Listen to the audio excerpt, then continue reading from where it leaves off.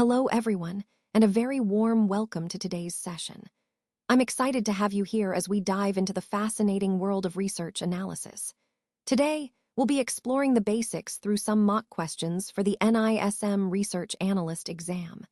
On this first slide, you see the chapter title, Introduction to Research Analyst Profession, along with the focus on mock questions.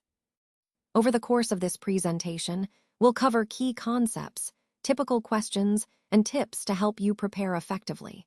So let's get started and make this a productive and engaging learning experience. The primary role of a research analyst is to study securities, industries, and markets to provide valuable insights and recommendations. Unlike trading or managing portfolios directly, our main focus is on conducting thorough analysis. This helps guide investment decisions by understanding the underlying factors that influence market movements. It's important to remember that our job isn't to execute trades or manage client portfolios ourselves, but to support those functions through detailed research. So, when we talk about providing investment advice or making trades, that's typically handled by other professionals. Our key contribution is in the research and analysis that inform those decisions, ensuring they are based on solid, well-informed insights.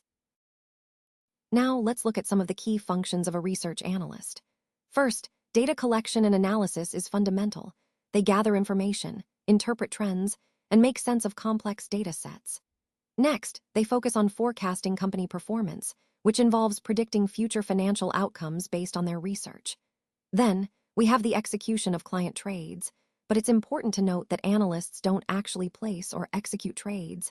That's the job of brokers or dealers. Finally, writing research reports is a major part of their role, where they compile their findings and insights to inform clients and support investment decisions. Overall, understanding these functions helps us see how analysts contribute to the investment process, but executing trades is typically within their scope. Now, let's look at who typically employs sell-side analysts. The correct answer here is C, brokerage or investment banks. These firms are the main employers of sell-side analysts. Their role is to conduct research and create reports on various securities, which they then share with their clients or the public. This is different from buy-side analysts, who work for entities like mutual funds or portfolio management companies. The key point to remember is that sell-side analysts are essential for providing market insights and investment recommendations, and they work primarily for brokerages and investment banks. This connection helps us understand how financial information and advice flow through the investment industry, supporting informed decision-making in the market.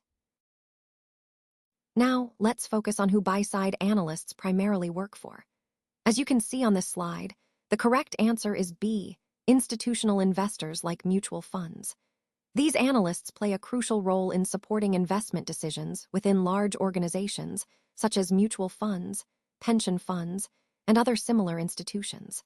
Their main job is to analyze securities and market trends to help these organizations make informed investment choices. This is different from sell-side analysts, who typically work for brokerage firms or media houses. The key point here is that buy-side analysts are integral to the decision-making process within these big investment entities. Their insights directly influence how and where these institutions allocate their funds. So, understanding their role helps us grasp the overall investment ecosystem better. Let's clarify what an independent research analyst does. The key point here is that they work only for one brokerage. This means their research is typically tailored for that specific firm. Now, the correct answer, as highlighted, is B. Independent analysts provide research independently, and crucially, they sell this research directly to multiple clients, not just one firm. This independence allows them to offer unbiased insights without being tied to any particular brokerage. Unlike some misconceptions, they do not work exclusively for SEBI, nor do they manage client portfolios or work solely for one brokerage. Their main role is to produce objective research that investors or firms can use to make informed decisions. This independence is fundamental to their value and credibility in the financial ecosystem. All right, let's break down the key difference here. When we talk about technical analysts, They primarily focus on studying price patterns and market trends. They look at charts, patterns, and signals to predict future movements. On the other hand, fundamental analysts concentrate on the company's performance, financial statements, and intrinsic value. They want to understand what a company is really worth based on its financial health and operations. So, the main distinction is that fundamental analysts study the company's performance, while technical analysts study price patterns and market psychology. This difference is crucial because it influences how each approach makes investment decisions. Both methods offer valuable insights, but they focus on different aspects of the market. When we talk about a research report under SEBI regulations, the key point to remember is that it's any written or electronic document that contains opinions or recommendations about securities. So, options like oral communication with clients, private notes for internal use, or registration documents are not classified as research reports. The correct answer here is A. This definition is important because it helps us understand what qualifies as a research report under SEBI's rules, ensuring we stay compliant. Essentially, if you're putting out a document that offers investment advice or recommendations in writing or electronically, it counts as a research report. This clarification helps us maintain transparency and adhere to regulatory standards in our communications. Now, let's focus on the SEBI Research Analysts Regulations of 2014, which is option A. These regulations are particularly significant because they set the standards for registration, conduct, and compliance for research analysts operating in India. Essentially, they ensure that research analysts act ethically, maintain transparency, and uphold integrity in their work. This regulation helps to protect investors by promoting fair and accurate analysis, preventing conflicts of interest, and establishing a clear framework for accountability. When we talk about the overall theme of market regulation, these rules are fundamental because they foster trust and confidence in the research that influences investment decisions. So, understanding these regulations is crucial for anyone involved in financial analysis or advisory roles.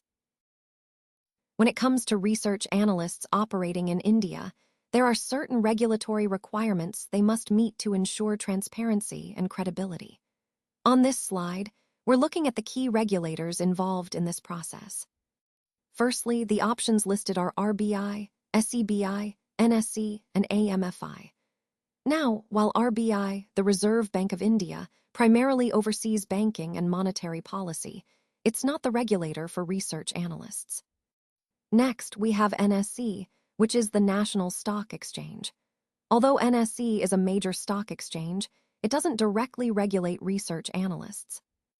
Then there's AMFI, the Association of Mutual Funds in India, which focuses on mutual fund industry standards, but isn't the authority for research analyst registration. The correct answer here is SEBI, the Securities and Exchange Board of India.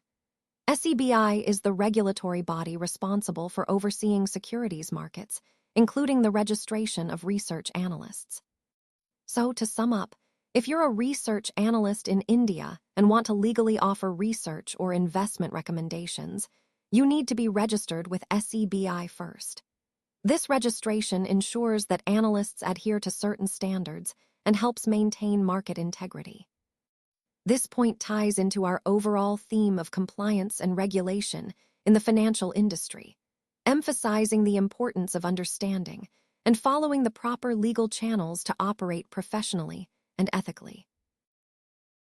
When we look at the core purpose of a research analyst, the main goal is to help investors make informed and rational decisions. It's not about predicting market movements with absolute certainty or just providing data without any guidance. Instead, our role is to equip investors with the insights they need to make smart choices. While maximizing firm profits might be a business goal, the primary focus of an analyst is always to support investors in navigating the complexities of the market. So, the key takeaway here is that our ultimate goal is to help investors make well-informed, rational investment decisions. Now, let's look at the options for the ethical responsibilities of a research analyst.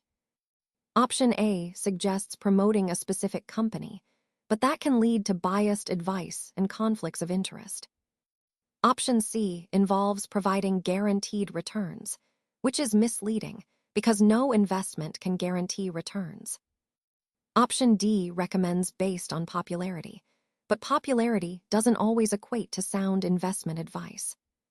The correct answer is B, avoiding conflicts of interest. This is crucial because analysts must disclose any conflicts they have and act with integrity and independence. Maintaining objectivity ensures that recommendations are based on thorough analysis, not personal or external influences. This principle helps preserve trust in the research process and protects investors from biased information. So, in essence, the core ethical responsibility is to be transparent about conflicts and to prioritize honest, independent analysis. Now, let's look at the options listed here: analytical ability, communication skills, physical strength, and financial knowledge. When considering what's most important for a research analyst, the key is to focus on skills that directly impact their effectiveness in gathering and interpreting data. Analytical ability is crucial because it allows analysts to make sense of complex information and draw meaningful insights. Communication skills are essential for presenting findings clearly and convincingly. Financial knowledge is also vital, especially if the analyst is working within finance or investment sectors, as it helps them understand the context of the data. On the other hand, physical strength, while valuable in some professions, is completely irrelevant for a research analyst. It doesn't contribute to their analytical tasks or communication. So the answer here is C, physical strength, because it's the least important skill among those listed for this particular role. This highlights the importance of focusing on skills that truly enhance performance in research and analysis, aligning with the overall theme of skill relevance for different roles.